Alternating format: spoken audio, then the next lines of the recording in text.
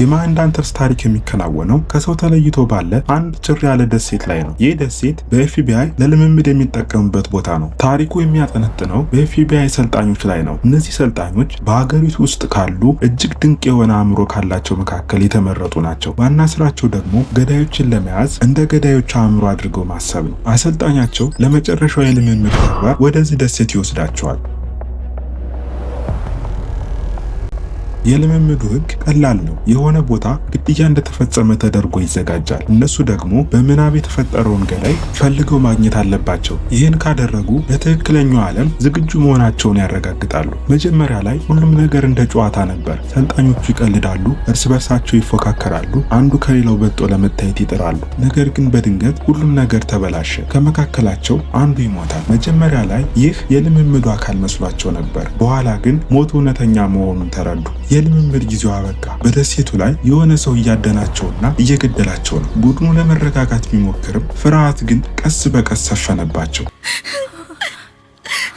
ወዲያውኑ አንድ የሚያስፈራ እውነት ተረዱ። ገዳዩ እነዚህ መርማሪዎች እንዴት እንደሚያስቡ ጠንቅቆ ያውቃል። እያንዳንዱ ግድያ በከፍተኛ ጥንቃቄ የታቀደ ነው። እያንዳንዱ ወጥመድ በስነ ልቦና ላይ የተመሰረተ ነው። እያንዳንዱ የገዳዩ እርምጃ ቀድሞ የታሰበበት ነው። ደሴቱ ከውጭው ዓለም ጋር ምንም ግንኙነት የለውም። ስልክ አይሰራም፣ ማምለጫም የለም። የሰዎች አስከሬን እየበዛ ሲሄድ በመካከላቸው ያለው እምነት ፈረሰ። እርስ በርሳቸው መጠራጠር ጀመሩ። ሁሉም ሰው ውሸትን እንዲለይ ሰልጥኗል። ሁሉም ሰው ገዳይ እንዴት እንደሚያስብ ያውቃል። ስለዚህ በመካከላቸው ማንኛውም ሰው ገዳዩ ሊሆን ይችላል።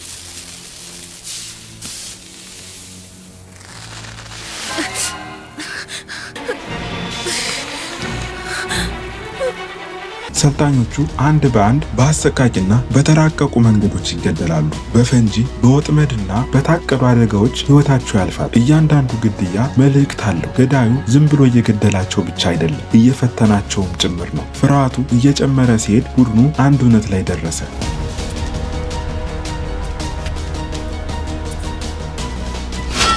ገዳዩ ከውጭ የመጣ ሰው አይደለም። ገዳዩ ከመካከላቸው አንዱ ነው። በመጨረሻም ሚስጥሩ ተገለጠ። ገዳዩ ቀደም ሲል በኤፍቢአይ ተቀባይነት አጥቶ የተባረረ ሰልጣኝ ነው። በዚህም ምክንያት ከፍተኛ የውርደትና የመሸነፍ ስሜት ተሰምቶ ስለነበር ይህ ሙሉ የልምምድ ጉዞ የእሱ የበቀል እርምጃ ነበር። ደሴቱን የቀረጸው እሱን ላገለለው ስርዓት ኃላፊነት የሚወስዱ ሰዎችን ለመቅጣት ነበር። በመጨረሻው ፍልሚያ የተረፉ ሰልጣኞች ተባብረው ይዋጋሉ። ገዳዩ ማንነቱ ይታወቃል። ያ አስከፊ ቅዠትም ያበቃል። በህይወት የተረፉት ሰዎች ደሴቱን ለቀው ሲወጡ ህይወታቸው ለዘላለም ተቀይሯል። እንደ ቀላል ልምምድ የተጀመረው ነገር ወደ እውነተኛ የህልውና ትግል ተቀይሮ ነበር።